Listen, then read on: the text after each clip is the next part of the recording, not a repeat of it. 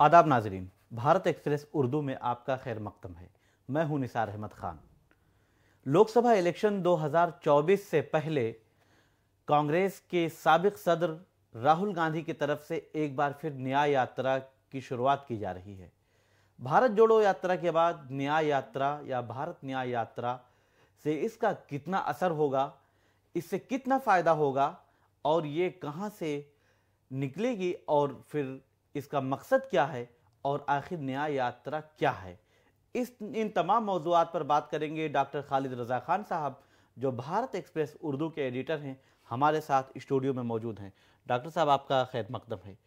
राहुल गांधी जो भारत न्याय यात्रा शुरू करने जा रहे हैं, जो तकरीबन 6000 से ज़्यादा किलोमीटर का सफ़र तय करेंगे और ये 2 माह में तय करने जा रहे हैं। भारत जोड़ो यात्रा आपने देखी है, उसके बाद अब भारत न्याय यात्रा। ये सबसे पहले तो हमारे नाजरीन को आप बताएं कि भारत न्याय यात्रा क्या है। देखिए, भारत न्याय यात्रा इसको कहें या भारत यात्रा के पार्ट 2 कहें, क्योंकि भारत यात्रा की कामयाबी के बाद, यानी जो कांग्रेस को ऐसा फील हो रहा था कि मुल्क में एक लहर चल पड़ी कांग्रेस की, जो राहुल गांधी की जो भारत जोड़ो यात्रा थी, तो भारत जोड़ो यात्रा के बाद ये तमाम मीडिया के जरिए, तमाम एक्सपर्ट्स के जरिए, तमाम आवाम में यह कयासाराइयाँ चल रही थीं कि कब ये भारत जोड़ो यात्रा पार्ट 2 शुरू होगा।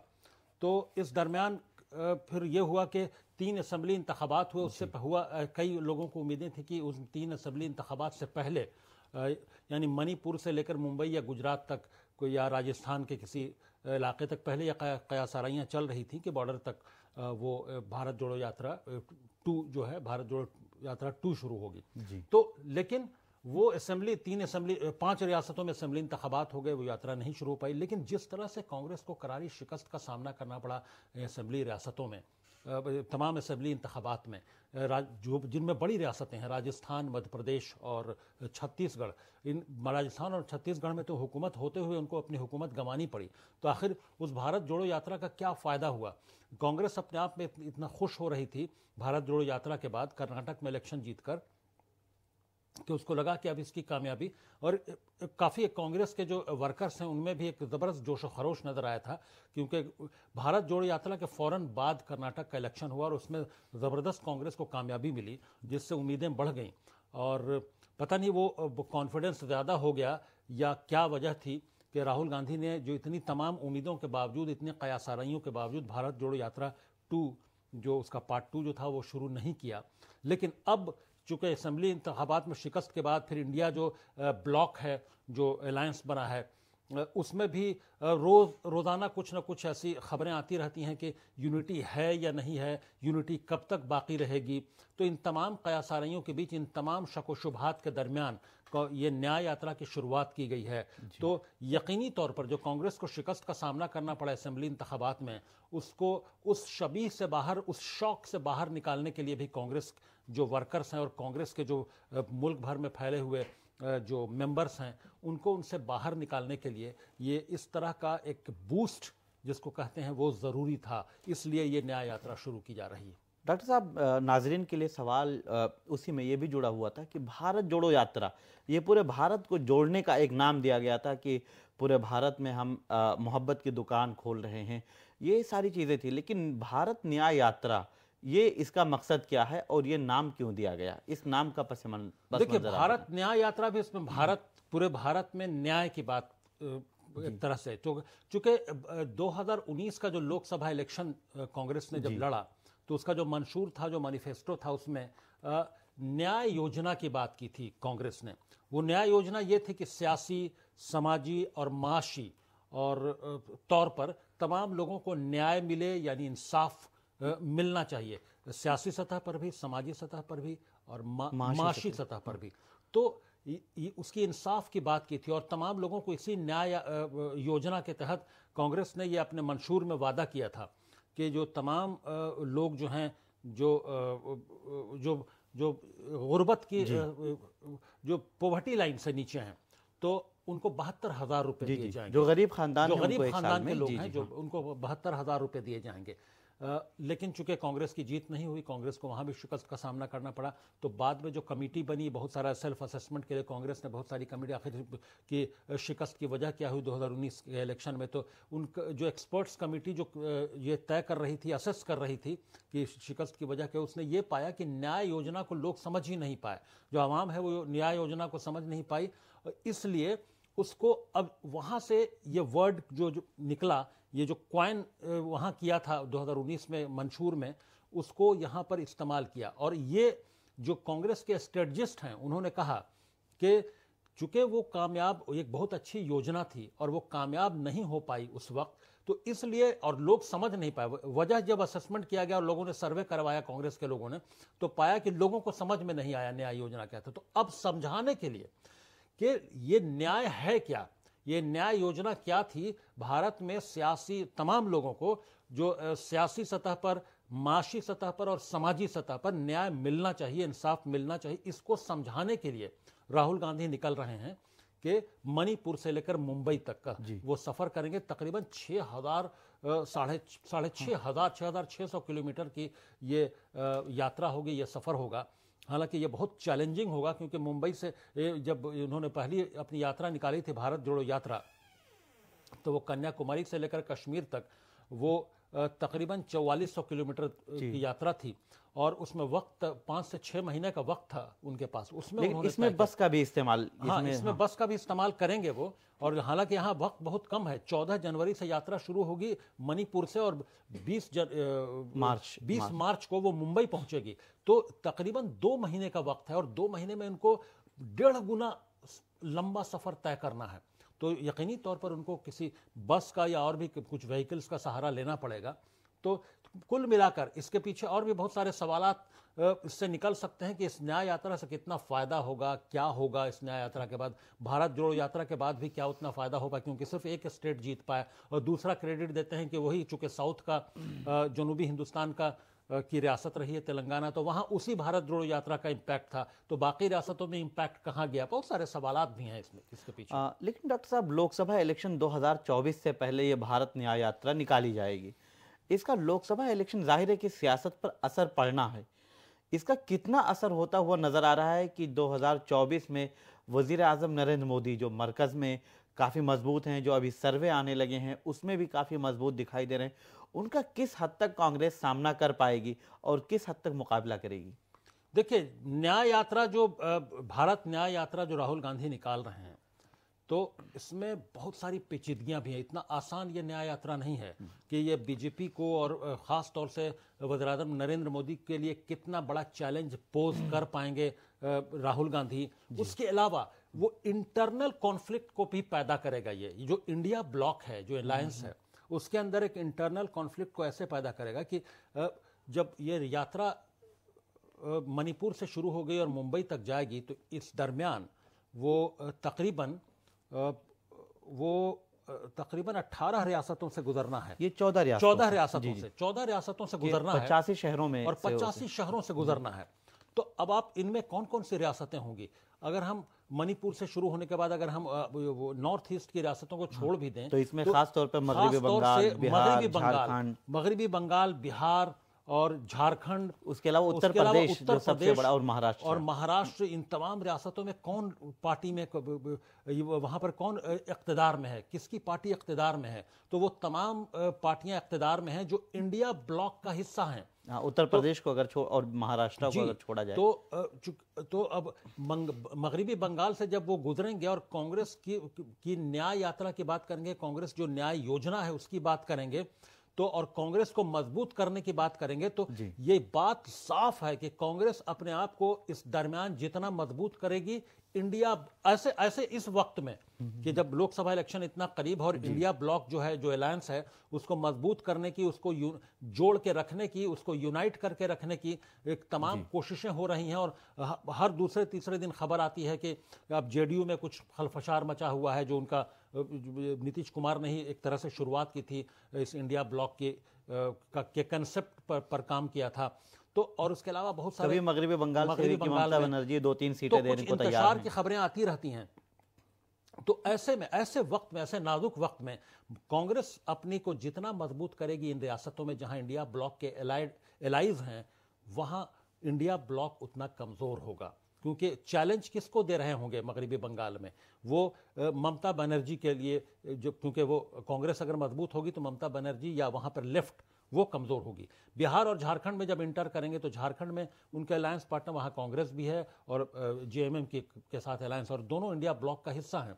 तो जाहिर सी बात है कांग्रेस जब वहां अपने आप को मजबूत करेगी तो जेएमएम थ्रेटेंड फील करेगी कि वो, इसका मतलब वो उसका जो चंक है वोट का, या उसके जो एक तरह से इन्फ्लुएंस एरिया है, उसमें डेंट मारेगी कांग्रेस। तो ये तो इंडिया अलायंस के जो पार्टनर्स हैं, जो इंडिया ब्लॉक के जो एलाइज हैं, उनके अंदर भी थोड़ा बेचैनी पैदा होगी, खलफशार होगा भी। उसी तरह से जब वो उत्तर प्रदेश में आएंगे तो उत्तर प्रदेश में यकीनी तौर पर समाजवादी पार्टी के साथ उनका अलायंस है और इंडिया ब्लॉक का हिस्सा है। तो जब उत्तर प्रदेश में कांग्रेस जिस हालत में अभी है उससे मजीद मजबूत करने की कोशिश करेंगे तो वो अनकंफर्टेबिलिटी, यानी थोड़ी सी गैर यकीनी की सूरत हाल पैदा करेगा किसके अंदर? वो अखिलेश यादव के अंदर। लेकिन और समाजवादी पार्टी यहाँ एक सवाल उठता है जो आपने कहा कि ये तमाम पार्टियां अंदरूनी तौर पर उनको थोड़ी सी मुश्किलात होगी और वो कांग्रेस के खिलाफ या उसकी मजबूती से एक तरह से बैकफुट पर आएंगी। लेकिन अब सवाल ये उठता है कि जो गुज़िश्ता बार वो फिर जो भारत जोड़ो यात्रा में यूपी में गए थे, समाजवादी पार्टी की उनको हिमायत तब भी मिली थी। जम्मू कश्मीर में गए तो वहाँ पे नेशनल कॉन्फ्रेंस और महबूबा मुफ्ती पीडीपी की हिमायत मिली। तेजस्वी यादव, लालू यादव की, इन लोगों की हिमायत मिलती रही है। तो क्या वहाँ पर ये चैलेंज करेंगे? उन पार्टियों को चैलेंज करने के बजाय मुझे लगता है कि वो न्याय यात्रा को पहुंचाने का काम करेंगे और वहां पर इंडिया अलायंस में शामिल पार्टियां हैं वो उनके साथ खड़ी हो जाएंगी। देखिए, ये अक्लमंदी की बात होगी। अभी तो चूंकि अनाउंसमेंट हुआ है न्याय यात्रा का, भारत न्याय यात्रा का राहुल गांधी के, लेकिन अगर इंडिया ब्लॉक के जो एलाइज हैं उनको कॉन्फिडेंस में ले लेती है अगर पहले से कांग्रेस, तो उतना डैमेज नहीं होगा। क्योंकि अगर इस न्याय यात्रा को, इस न्याय योजना को उनके भी पार्टी के मंशूर से या उनके भी एजेंडे से अगर जोड़ने की कोशिश करती है, या इसको इंडिया ब्लॉक का जो एक मजमूई जो मंशूर होगा, जो मैनिफेस्टो फ्यूचर में होगा, या अभी जो उनका एक जो एजेंडा होगा, उसमें अगर शामिल किसी तरह से करने की कोशिश करे तो वो इंतशार नहीं होगा, वो कॉन्फिडेंस बना रहेगा। तो ये कोशिश करनी चाहिए। अभी तो महज अनाउंसमेंट हुआ है, शुरुआत हुई है। हालांकि इसके अनाउंसमेंट के साथ ही बहुत तरह के रद्द-ए-अमल आने लगे हैं। बीजेपी के तमाम बड़े लीडरान इस पर अपना रद्द-ए-अमल, अनुराग ठाकुर हो या शिवराज सिंह चौहान हो, और भी तमाम जो बड़ी बीजेपी के बड़े लीडरान हैं, वो तरह तरह के बयानात देने लगे हैं कि आखिर इस भारत न्याय यात्रा से क्या होगा। ये जो एक सियासी बयान होता है वो सब आने लगे हैं, उस तरह के बयान। लेकिन इस दरमियान जब हम बात कर रहे हैं, अभी जिस वक्त स्टूडियो में मौजूद हैं, फारूक अब्दुल्ला का एक बयान, जो जम्मू कश्मीर के साबिक वज़ीर आला हैं, मरकज़ी वज़ीर रह चुके हैं, उनका बयान आया है। उन्होंने राहुल गांधी के इस यात्रा का खैर मकदम किया है और उन्होंने कहा है कि हम जिस तरह से भारत जोड़ो यात्रा के साथ थे उसी तरह न्याय यात्रा के साथ भी रहेंगे। तो ये एक कांग्रेस के लिए या राहुल गांधी के लिए खुशाइंद बात हो सकती है। ऑब्वियसली ये खुशाइंद बात है राहुल गांधी के लिए, कांग्रेस के लिए, कि फारूक अब्दुल्ला ने शुरुआत से ही अपनी हिमायत दे दी, उसका ऐलान कर दिया। ये उम्मीद है कि बाकी पार्टियां जो इंडिया अलायंस की, इंडिया ब्लॉक की हैं, वो भी इसी तरह से खैर मकदम करेंगी, तब कुछ उम्मीद बंधेगी। अगर खैर मकदम नहीं करती हैं और ये अनाउंस नहीं करती हैं कि जब राहुल गांधी उनकी रियासतों में जा रहे होंगे और वहां से गुजर रहे होंगे, तो उन पार्टियों के जो बड़े लीडरान हैं उनको उस स्टेज पर मौजूद होना चाहिए, जैसे पिछली मरतबा भारत जोड़ो यात्रा के दौरान हुआ था।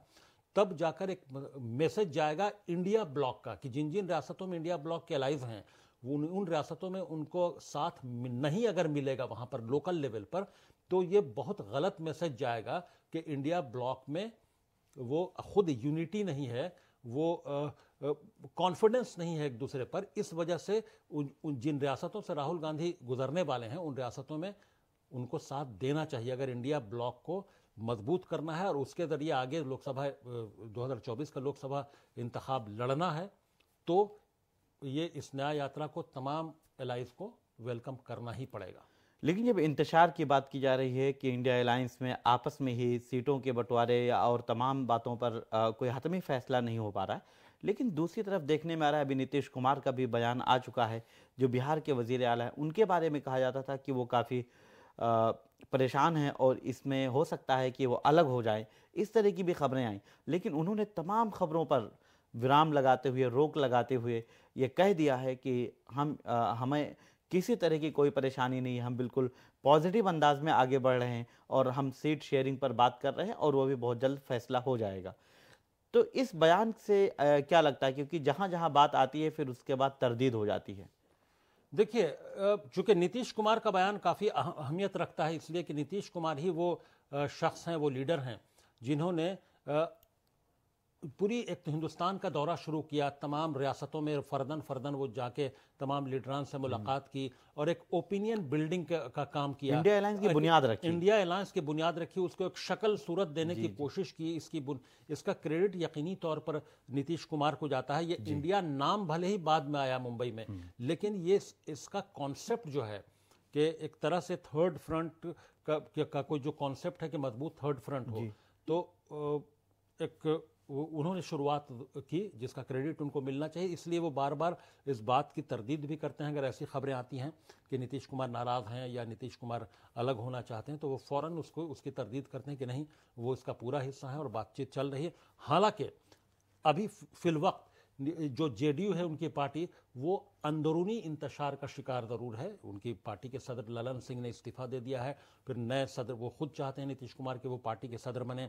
और बिहार की बात करें तो बिहार में जो बड़े कद्दावर और बाहुबली की इमेज रखने वाले आनंद मोहन सिंह हैं, उन्होंने जाकर नीतीश कुमार अपनी मोहतरमा अपनी जो अहलिया है उनके साथ, लवली आनंद के साथ, उनके साथ मुलाकात कर ली। जो क्योंकि पहले लवली आनंद और आनंद मोहन सिंह के बेटे जो खुद एमएलए हैं अभी आरजेडी से, और आनंद मोहन सिंह का भी ताल्लुक आरजेडी से रहा है, लवली आनंद का ताल्लुक आरजेडी से रहा है, और अचानक उनका नीतीश कुमार से मिलना, यह अजीब तरह की बेचैनी वहाँ की बिहार की सियासत में भी नज़र आ रही है और ख़ास तौर से जेडीयू में भी एक बेचैनी नज़र आ रही है। अब इसका इम्पैक्ट इंडिया ब्लॉक पर कितना पड़ता है, इस न्याय यात्रा के दरमियान जब वो बिहार से गुजरेगी न्याय यात्रा राहुल गांधी की, तो आरजेडी और जेडीयू और तमाम ये लीडरान कितना सपोर्ट दे पाते हैं, अपना चेहरा कितना स्टेज पर राहुल गांधी के साथ दिखाएंगे, ये उस वक्त तय होगा। लेकिन अभी तो फिल वक्त ये कहना मुश्किल है कि ये तमाम लोग वहाँ मौजूद होंगे। डॉक्टर साहब, इससे मुताल्लिक आखिरी सवाल, जो न्याय यात्रा गुजरेगी, यहाँ पर तकरीबन 355 सीटें लोकसभा की सीटें हैं, जो काफ़ी बड़ी तादाद, यानी 50% से ज़्यादा की सीटें हैं। तो अब जब यहाँ से ये न्याय यात्रा गुजरेगी, जिसमें से अभी सिर्फ कांग्रेस के पास 14 सीटें हैं, और अगर इंडिया अलायंस की बात कर ली जाए तो टोटल 67 सीटें उनके पास हैं, यानी लगभग 300 सीटें बीजेपी के पास हैं, या बीजेपी या उसकी इत्तेहादी जमातों के पास हैं। यहाँ से जब इंडिया ये न्याय यात्रा, भारत न्याय यात्रा गुजरेगी, और अगर यहाँ मजबूती मिलती है, तो फिर इसे लोकसभा इलेक्शन 2024 के लिए आप कैसे देखेंगे और क्या तस्वीर बदल सकती है? देखिए, जैसे भारत जोड़ो यात्रा के दरमियान राहुल गांधी की एक सीरियस इमेज बनी, एक सीरियस पॉलिटिशियन की इमेज बनी, और उसी तरह से उम्मीद है कि भारत न्याय यात्रा के दरमियान भी एक और सीरियस इमेज बनेगी। लेकिन इसका सियासी फ़ायदा वो कितना उठा पाएंगे, ये अभी कहना मुश्किल है, क्योंकि वो जो 355 जिन 14 रियासतों में जहाँ से वो गुजरने वाले हैं भारत न्याय यात्रा लेकर, उसमें तकरीबन 355 लोकसभा सीटें हैं, और उसमें 300 से सिर्फ कांग्रेस के पास 14 सीटें हैं, और अगर एलाइज को जोड़ने जो इंडिया ब्लॉक में शामिल हैं तो 67 सीटें शामिल हैं, और तकरीबन अगर ये ऐसे हम देखें तो तकरीबन 300 सीटें बीजेपी के पास हैं। तो राहुल गांधी अगर को ऐसा लगता है कि 200 से ज़्यादा सीटों, कुछ स्ट्रेटजी बनाई होगी कांग्रेस के लोगों ने कि 200 से 200 के आसपास, 200 से 225 के सीट के आसपास वो टारगेट कर रहे हो कि उन इलाकों में, उन ज़िलों से, उन शहरों से गुजरना है जहाँ पर कांग्रेस को मजबूती देना आसान होगा इस यात्रा के जरिए, तो तभी कोई फ़ायदा उनको लोकसभा इलेक्शन में हो सकता है कि अगर इन 355 सीटों में से 200 सीटों पर को वो टारगेट करके या 225 सीटों को टारगेट करके अगर वो काम करने में कामयाब होते हैं, तब वो 272 का जो जादुई नंबर है जिसके जरिए सरकार बनेगी, तब वो उसको पार कर पाएंगे या उसको छू पाएंगे, टच कर पाएंगे, वरना फिर ये ख्वाब होगा एक दीवाने का। बहरहाल बहुत बहुत शुक्रिया आपका डॉक्टर साहब तफसीली बातचीत के लिए। भारत एक्सप्रेस उर्दू के साथ आप बने रहें और हम आप तक मुल्की व गैर मुल्की और तमाम तरह की खबरें पहुंचाते रहते हैं, और जो भी अपडेट्स होती हैं वो आप तक पहुंचाते हैं। आप हमारे फेसबुक पेज को भी फॉलो कीजिए, यूट्यूब चैनल को सब्सक्राइब कीजिए, ताकि आसानी से आपके पास हमारी खबरें पहुंचती रहें। बहरहाल हमें दें इजाज़त और देखते रहें भारत एक्सप्रेस।